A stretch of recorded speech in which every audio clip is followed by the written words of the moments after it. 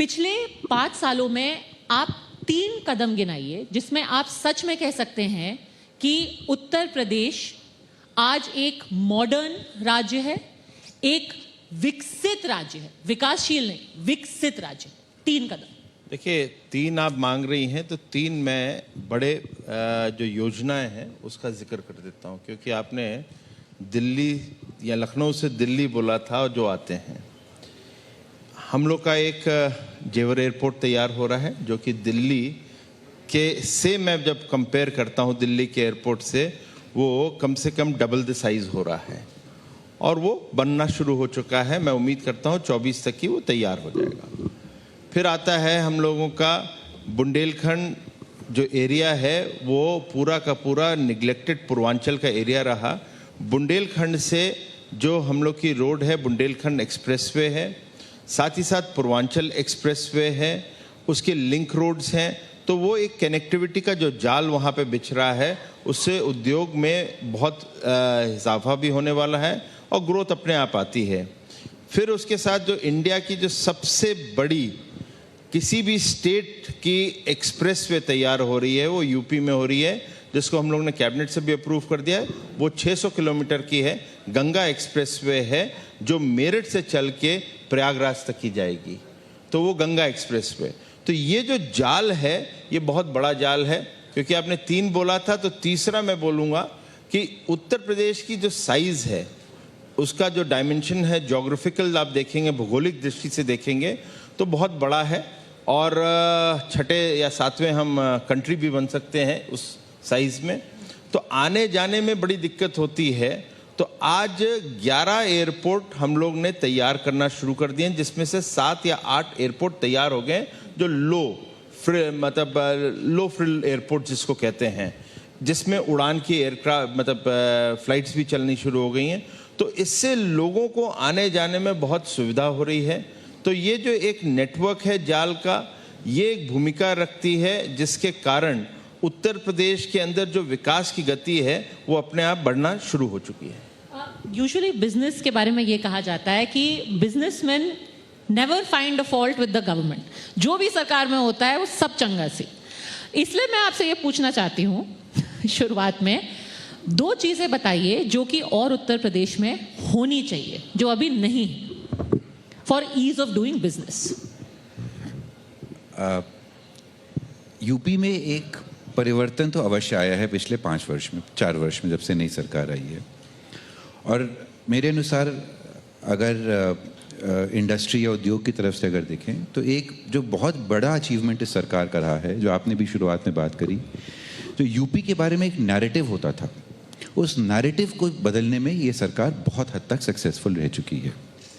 आज की तारीख में हमारे जितने भी मित्रगण हैं जो बाकी स्टेट्स में इंडस्ट्रीज चलाते हैं, उनसे बात करते हैं, तो there is a new interest and a desire for looking at UP as a potential place to do business and industry. And I think that is one of the biggest successes for this particular government. क्या होना चाहिए, आपने 2 चीज़ें पूछी।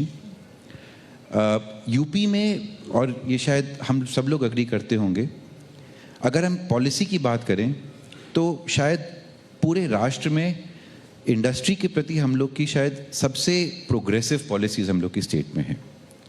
परंतु अभी भी there is a bit of a challenge and a gap as far as the implementation of the policies are concern on the ground level.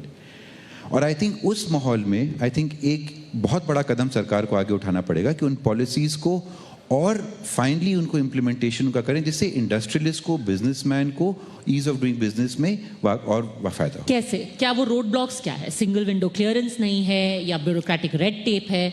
क्या आपको हर्डल्स क्या समझ में आते हैं? मेरे हिसाब से to a large extent it is probably on account of some bureaucratic hurdles. उसका शायद एक कारण ये भी है कि जो हमारे इंडस्ट्रियल प्रमोशन की हमारी पूरी जो इंफ्रास्ट्रक्चर है, जो इंडस्ट्रीज डिपार्टमेंट है, शायद वहाँ पे अभी तक उतना फोकस नहीं था, उतने लोग नहीं थे। हर डिस्ट्रिक्ट में 2-3 लोग हुआ करते थे वहाँ पे। तो उस वजह से शायद जितनी जो आबादी है और जो पॉपुलेशन है और जिस प्रकार की प्रॉब्लम्स आती हैं, वो शायद वो एफर्टलेसली एड्रेस नहीं हो पाती हैं। उसके लिए बहुत बार वहाँ पे बिजनेसमैन को लखनऊ तक आना पड़ता है या सीनियर ब्यूरोक्रेट से आके मिलना पड़ता है, और वहाँ पे शायद सबका समय जाता है। तो आई थिंक एक वो कदम अगर उठाया जाए तो जो अभी तक जितनी प्रोग्रेस हुई है उस प्रोग्रेस को हम और आगे एम्पलीफाई करके यूपी को वाकई में हम फर्स्ट या सेकंड स्पॉट पे लेके आ सकते हैं कंट्री में। सर आपको क्या लगता है? नहीं, देखिए, जो उन्होंने बात की, मैं ये नहीं कहूँगा कि हर चीज़ सही हो जाती है। हमारी सरकार जो आई है, मैं ये जरूर कहूँगा कि जो इंडस्ट्रियलिस्ट होते थे या उद्यमी जो होते थे, एक समय था इन लोगों को किस तरह से परखा जाता था पूर्व की सरकारों में, ये एक एटीएम कार्ड माने जाते थे कि ये इंडस्ट्री जो लगा रहा है वो एटीएम है हमारे लिए। अब वो परिवर्तन दूसरा आया है, इनको अब हम स्टेक होल्डर मानते हैं कि ये हमारे साथ जो उत्तर प्रदेश की जीडीपी है उसके ये भागीदार हैं, और पहला कदम कोई लेता है तो यही लेते हैं। तो ये परिवर्तन हम लेकर आए हैं, तो इनको एटीएम नहीं मानते। लेकिन जो वास्तविकता है, कुछ चीज़ें हम लोग को और भी अच्छी करनी जिस पे काम हो रहा है। अब इन्होंने जो जिक्र किया कि डिस्ट्रिक्ट लेवल्स के अंदर भी लोगों को कठिनाई होती है, वो यहाँ तक कि नहीं आते। इसीलिए जो मेरा ही विभाग है, वो एमएसएमई विभाग के अंदर जो जिला उद्योग केंद्र वही हर चीज़ करता है, तो उसको हम लोग और बेहतर बना रहे हैं। ऑनलाइन जोड़ दिया है पूरा का पूरा, जिससे कि वहीं पे अप्लाई करें। सिंगल विंडो हम लोग ने कर दिया है, जिसको हम लोग कहते हैं निवेश मित्रा पोर्टल, और वही कारण है जिससे कि उत्तर प्रदेश आज नंबर 2 पे खड़ा है। ईज ऑफ डूइंग बिजनेस में वी आर नंबर 2। साथ ही साथ हम हर डिस्ट्रिक्ट की अब रैंकिंग करते हैं। डिस्ट्रिक्ट का मतलब ये होगा कि आप ईज ऑफ डूइंग बिजनेस में आप कैसे रैंक कर रहे हैं, तो उसके अंदर जितनी भी व्यवस्था है, क्लियरेंसेज, हम वहीं पे लेकर चले जा रहे हैं। उस सिस्टम को और अच्छा मैं कहता हूँ कि इसको और क्रियान्वित करना है, फैसिलिटेट करना है। और साथ ही साथ हम लोगों का उद्योग में बहुत बड़ा एक्सपोर्ट है, निर्यात का भी एक्सपोर्ट है, तो इसीलिए हम लोग एक्सपोर्ट काउंसिल्स, जो फैसिलिटेशन सेंटर्स हैं, हर जनपद में, हर डिस्ट्रिक्ट में बना रहे हैं। साथ ही साथ एक और है जो इन्होंने जिक्र नहीं किया, इनकी जो इंडस्ट्रीज जब लगती थी तो डिस्ट्रिक्ट में इसलिए भी कम लगा पाते थे, लोग नोएडा और इधर ही आके ठहर जाते थे, क्योंकि इनको स्किल डेवलप्ड ह्यूमन रिसोर्स नहीं मिल रहा था। अब जब आपको ह्यूमन रिसोर्स नहीं मिलेगा तो वहाँ पे, तो इसीलिए हम लोग स्किल डेवलपमेंट और एंटरप्रेन्योर स्किल जो डेवलपमेंट का एक काउंसिल्स हैं, हम हर जनपद में तैयार कर रहे हैं, जो मेरा विभाग ही कर रहा है, और उसके माध्यम से इन लोगों को वहीं पर जो मैपिंग करते हुए स्किल जो लेबर है वो वहीं मिल जाए। तो ये सब सहूलियतें इन लोग के लिए करी जा रही हैं। पर ऑनेस्टली स्पीकिंग, कई बार स्पेशली उत्तर प्रदेश में मैंने देखा है, from some personal experience also, आप जितना भी ऑटोमेट कर दें, जितना भी आप ऑनलाइन चले जाएं, पोर्टल हो जाए, जो लास्ट माइल डिलीवरी होती है उसमें वो एक आदमी होता है वहां पे, कहता है कागज पर साइन करा के लाइए, ये तो नहीं चलेगा, आप ये डीएम साहब का ऑर्डर जब तक नहीं होगा तब तक। एक्सपीरियंस पूछ लेते हैं, वो एक्सपीरियंस है या बदला है? पर फ्रैंकली बताइए। काफी हद तक ये चीजें डाइल्यूट हो चुकी हैं। जिस प्रकार से सिंगल विंडो क्लियरेंसेस पे ये सारे अप्रूवल्स आ गए हैं, ये टाइम बाउंड इन लोगों को एक, अब मैं छोटी सी बात बताता हूँ। हम लोग पोल्यूशन कंट्रोल बोर्ड में हमको रीजनल ऑफिस, फिर उसके बाद सेंट्रल ऑफिस, सब जगह एक्सप्लेन करने आना भी पड़ता था। कई बार समय बहुत लगता था, कहलवाना पड़ता था। आज मैं ये जानता हूँ कि इनको टाइम बाउंड क्लियरेंसेस करने ही हैं, और 90% केसेस में बिना किसी ऑब्जेक्शन के ये सारे क्लियरेंसेस अपने आप हो रहे हैं। तो ये एक बहुत बड़ा चेंज आया है उत्तर प्रदेश में। कुछ डिपार्टमेंट्स और हैं जो कि कनेक्ट होने बाकी हैं, जिसका कि सजेशन फिक्की ने, सीआईआई ने, सबने दिया हुआ है सरकार को, और वो धीरे धीरे वो भी सारे डिपार्टमेंट्स सिंगल विंडो क्लियरेंस के ऊपर आ रहे हैं। मुझे लगता है कि ये चीज़ें और सुगम हो रही हैं। पर मैं यहाँ पे ऐड करना चाहता हूँ, मैं उदाहरण देता हूँ आपको जिसकी पुष्टि ये कर देंगे। हम उनके लोगों पास ने, ऑप्शन क्या है? आप यहाँ पे मौजूद हैं, मंच पे करेंगे पुष्टि? नहीं, ऐसा नहीं है। हमसे बहुत लड़ भी लेते हैं क्योंकि हम इनकी सुनते हैं, तो भी हमारा ओपन डिस्कशन है। ऐसा नहीं है कि हम खाली एक ही तरफा हमने जो डिसाइड कर लिया, हम इन्हीं के लिए बैठे हुए हैं, इन्हीं के लिए मदद करने के लिए। तो एमएसएमई सेक्टर के अंदर आपने अनेक थे, मतलब मैं बता रहा हूँ आपको, मोर देन 50 क्लियरेंसेस चाहिए होते थे। अब हमारी जो पॉलिसी है, जिसको देश भर में भी और लोगों ने भी, राज्यों ने लिया है, मुख्यमंत्री जी ने कहा कि आप एक ऐसा सिस्टम लाइए जिसको डीम माना जाए और एमएसएमई 1000 दिन में देंगे, तो 1000 दिन के बाद ये सबमिट करें। तो हम लोग की जो पॉलिसी है, उस पॉलिसी के तहत आप आज नया उद्योग लगाना चाहते हैं एमएसएमई में, तो वो जब लगाएंगे तो आपको विदिन 72 आवर्स, 72 घंटे के अंदर हम आपको एनओसी देते हैं। उस एनओसी के बाद जितने भी आपको क्लियरेंसेस लेने हैं वो 3 साल में या 1000 दिन में आप सबमिट करेंगे, तो आपका रोका नहीं जाता है। तो ये जो व्यवस्था है ये बहुत चीज़ों को इम्प्रूव करती है। और साथ ही साथ इसके साथ हम लोग प्लग एंड प्ले सिस्टम भी लेकर आ रहे हैं, 4 गवर्नमेंट ऑफ इंडिया के साथ कर दिया है। लोगों फ्लैटेड फैक्ट्रीज रहेंगी जिसके अंदर कोई भी एमएसएमई, जो छोटा उद्योग, मैं कहूँगा जो कुटीर उद्योग वाले होते हैं या माइक्रो साइड में होते हैं या स्मॉल साइड होते हैं, वो अपना इंडस्ट्री लगाते हैं। जैसे अब आपके आईटी सेक्टर चलता है, आप आइए अपना यूनिट लगाइए, काम शुरू करिए, क्योंकि आपको लाइसेंस की अब जरूरत नहीं है 3 साल। तो प्लग एंड प्ले सिस्टम भी यूपी लेकर आ रही है। वो 4 फ्लैटेड फैक्ट्रीज हम लोग की तैयार होना शुरू भी हो गई हैं। Absolutely. Surprise. I tell you why. हम लोग सब ऑर्गेनाइजेशन चलाते हैं प्राइवेट सेक्टर में, हम लोग हमेशा बात करते हैं कि जो सीईओ होता है ऑर्गेनाइजेशन का, उसकी अहम जिम्मेदारी है सही मैसेजिंग कन्वे करना नीचे तक। आई थिंक ये कार्यक्रम इंडिया में मोदी जी ने शायद स्टार्ट किया आज से 6-7 साल पहले, और यूपी में हमारे मुख्यमंत्री जी ने स्टार्ट किया। और जो मैसेजिंग जाती है from the person who is at the top, और उसके बेसिस पे जो केआरए निर्धारित किए जाते हैं उनके कर्मचारियों के ऑर्गेनाइजेशन में, उसके बेसिस पे ऑर्गेनाइजेशन में काम होता है। ये हम लोग सब अपने प्राइवेट सेक्टर ऑर्गेनाइजेशंस में देखते हैं।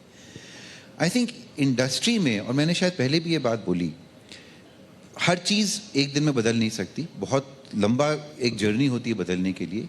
पर जो मैसेजिंग जो गई है नीचे के लेवल तक, लास्ट लेवल तक, at the district magistrate level, who is suppose to be the primary administrator of each district, is that industries need to be facilitated and मंत्री जी शायद मुझे अगर मैं गलत बोल रहा हूँ तो बताइएगा, शायद आज की तारीख में डिस्ट्रिक्ट मैजिस्ट्रेट्स तक को भी रैंक किया जा रहा है इस बेसिस पे कि उनके यहाँ इंडस्ट्री कितनी वो इन्वेस्टमेंट ला पा रहे हैं या वहाँ पे डिस्ट्रिक्ट में कितनी इंडस्ट्री लग रही है। आप ठीक कह रहे हैं ये बात।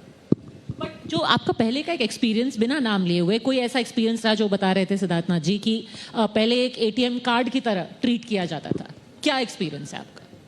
बहुत कुछ होता था जैसे? जी। लॉ एंड ऑर्डर पे सरकार के बहुत बड़ा सक्सेस रही है, कोई उसमें कोई आर्गुमेंट नहीं। अभी उसके पहले शायद कुछ लोग अग्री नहीं कर रहे थे, पर जो हम लोग फील करते हैं वो हुआ है।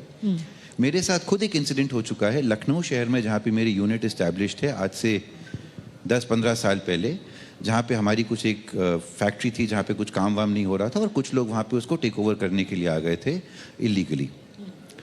और मेरे पास कोई, मेरे ऑफिस में कोई कर्मचारी भागता हुआ आया, बोले साहब वहाँ तो 10-12 लोग आ गए स्कॉर्पियो में बंदूकें लेके, ये करके वो करके, तो वो तो ज़मीन लेने वाले हैं। मैंने कहा साहब यहाँ मुझे क्या बता रहे हो तुम, पुलिस थाने बात करो।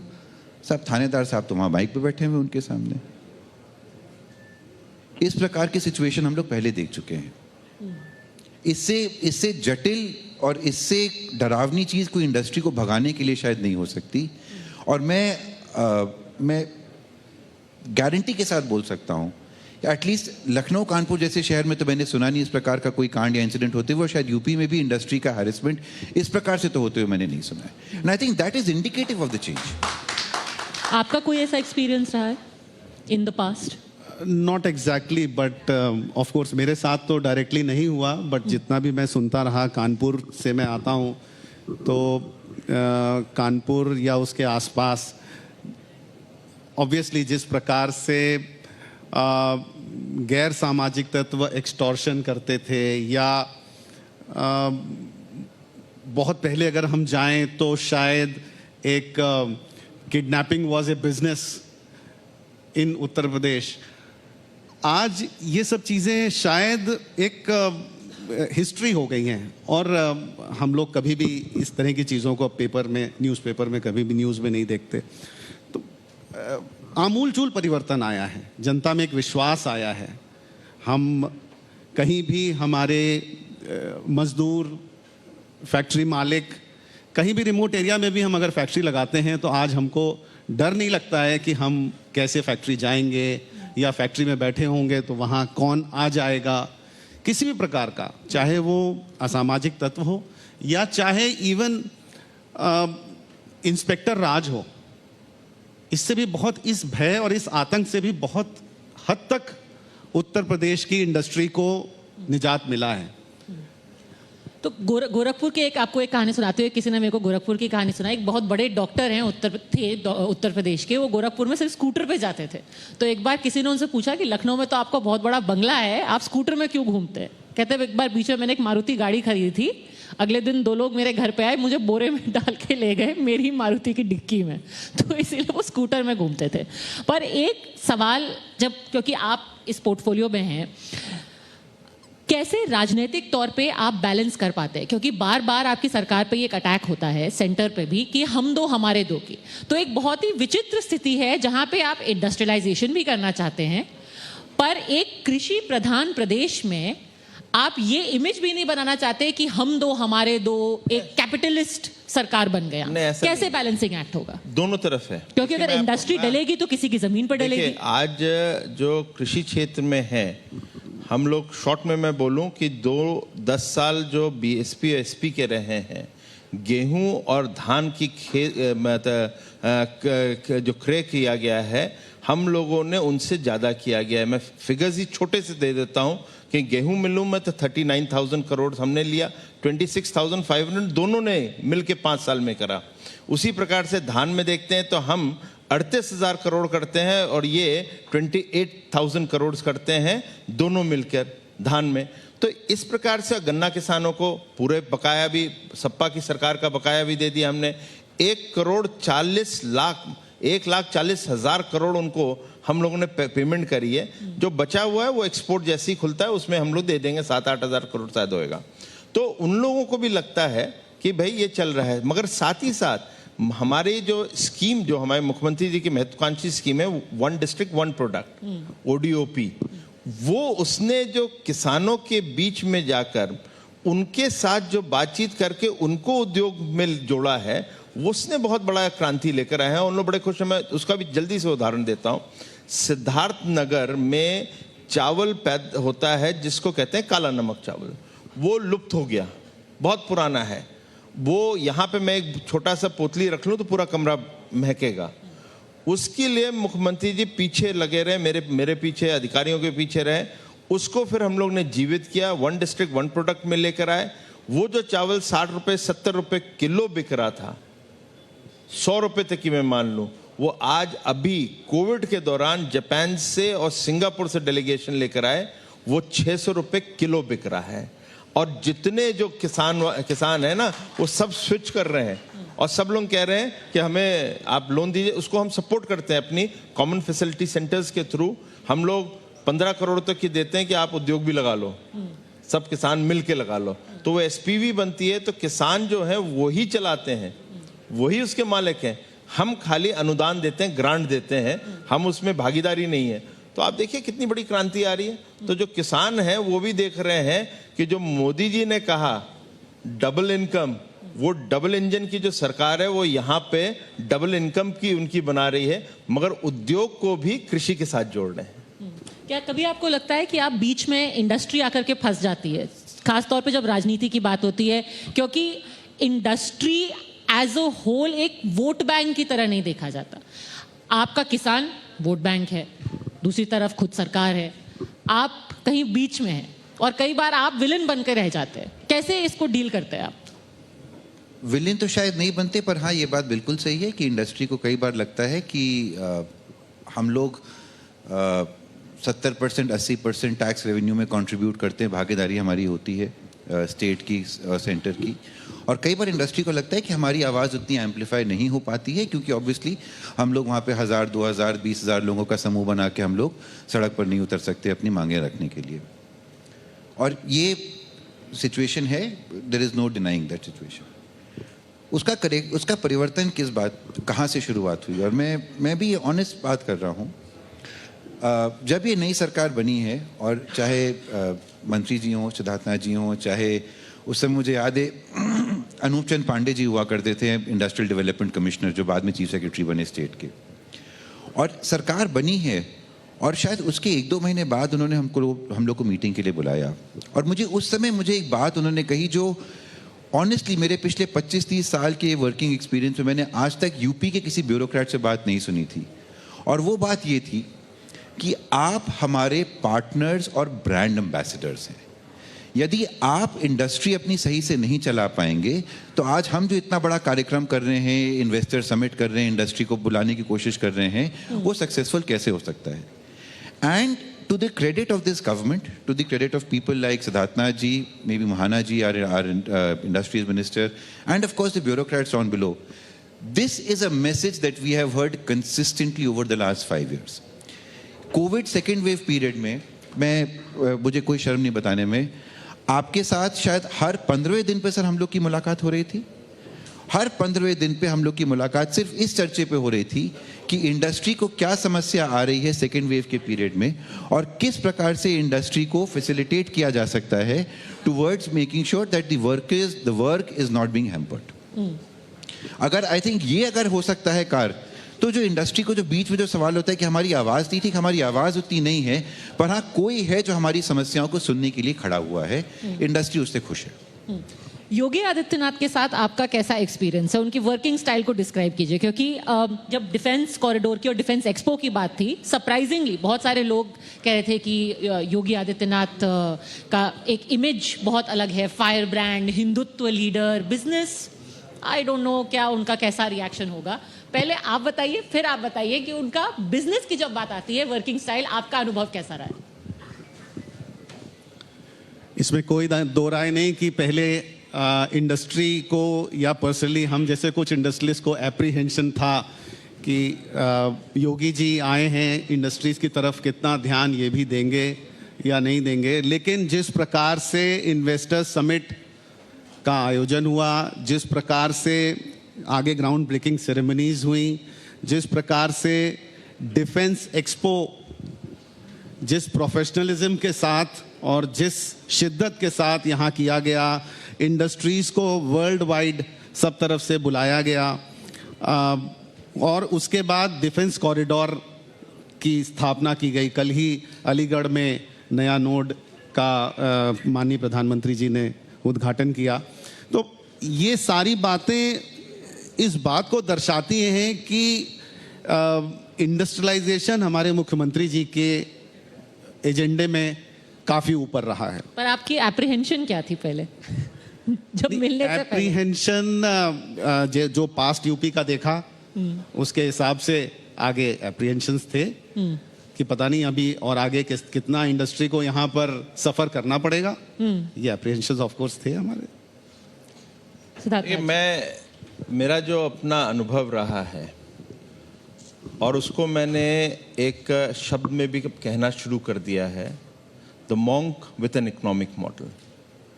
और ये मैं बार बार कहता हूँ कि एक जो योगी है उसका एक अर्थव्यवस्था का मॉडल है जिसको वो यूपी में अब लागू कर रहे हैं, और उसके अंदर जो सबसे बड़ी भूमिका है ये समझना कि कृषि प्रांत क्षेत्र मतलब प्रदेश के अंदर हम वहाँ की अर्थव्यवस्था जब तक कि ठीक नहीं करेंगे तो आपका ओवरऑल जो जीडीपी है वो बढ़ेगा नहीं।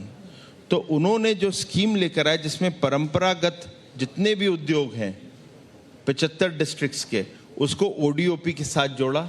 यहाँ तक कि विश्वकर्मा श्रम सम्मान योजना, मतलब आपका जो एक नाई बैठा है, एक हलवाई बैठा हुआ है, आपका जो कारपेंटर है, इलेक्ट्रिशियन है, उसको भी एक ट्रेनिंग की आवश्यकता है, वो भी कंट्रीब्यूट करता है आपके जीडीपी में, उसके लिए भी योजना होनी चाहिए। जो आपका दिया बनाता है या गौरी गणेश की जो लक्ष्मी स्टैचूज बनाता है उसके लिए भी एक बोर्ड होना चाहिए, माटी कला बोर्ड। वहाँ से अर्थव्यवस्था सही होती है। और उस अर्थव्यवस्था का आज ये जो मॉडल जो मैं जिक्र कर रहा हूँ वो उसका परिणाम ये है कि यूपी की जो जीडीपी है, state GDP is rank number 2। हम महाराष्ट्र के बाद आ गए हैं, कहाँ थे और कहाँ से पहुँचे हैं। और यूपी का जो परचेजिंग पावर है पर पर्सन का जो परचेजिंग पर हम 45,000 थे, आज 88,000 पर पर्सन पे आ गए। ये बहुत बड़ा एक जंप है। तो ये जो मॉडल है, इस मॉडल को समझना कि एक जो जिसका जिक्र होता है उनके कपड़ों को देख के या जो कहा जाता है, मगर एक मॉन्क के पास भी एक इकोनॉमिक मॉडल है जो लागू कर रहा है और कोई लागू नहीं कर पाया। और जितने बड़े बड़े अर्थशास्त्री हैं उनको भी नहीं समझ आया कि ये क्या होता है। तो वो मंक हैं who makes you buy a Ferrari. ये Makes you rich हमें enough तो to नहीं buy कर a पाएंगे, Ferrari. शायद मैं तो नहीं कर पाऊंगा, मगर इन लोगों के लिए और जो गांव वाला जो व्यक्ति है वो भी सपने देख सकता है कि मैं फरारी खरीदूंगा। चलिए, उम्मीद यही है कि चाहे जो भी सरकार में हो, हर किसी के घर विकास पहुंचे, जिसको मर्जी हो उसके घर फरारी भी आए। आप सबका हमसे जुड़ने के लिए बहुत बहुत धन्यवाद। विकास की बयान बेहतर। Thank you.